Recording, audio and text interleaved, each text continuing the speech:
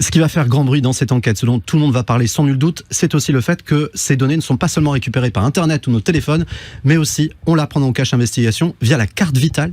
Eh oui, alors là, ça a été une énorme surprise pour nous.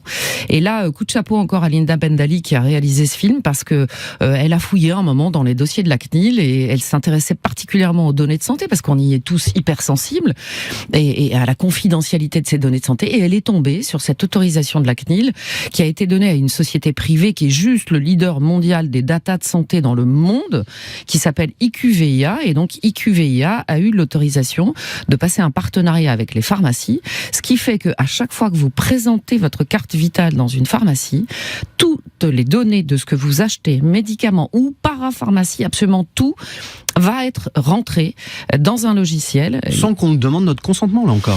Normalement, on devrait absolument vous le demander. Normalement, on devrait, 1, absolument vous prévenir. 2, absolument vous demander votre consentement. C'est obligatoire. Le consentement explicite, c'est dans la loi. On doit vous le demander. Or, moi, j'ai fait le test. On a fait le test, nous, dans 200 pharmacies, 0 affichette. Alors, petite précision, ils vous disent que ces données de santé sont anonymisé, c'est-à-dire qu'il n'y a plus le nom et le prénom. Le problème, c'est que dans l'enquête de Cache Investigation, on prouve que cette anonymisation par le nom et le prénom, c'est un peu peanuts, c'est faux. Nous, ce qu'on a prouvé aussi dans Cache Investigation, c'est que jusqu'alors, si par hasard on avait demandé à un patient l'autorisation et qu'il l'avait refusé, le logiciel faisait qu'on ne pouvait pas enlever un seul patient du logiciel.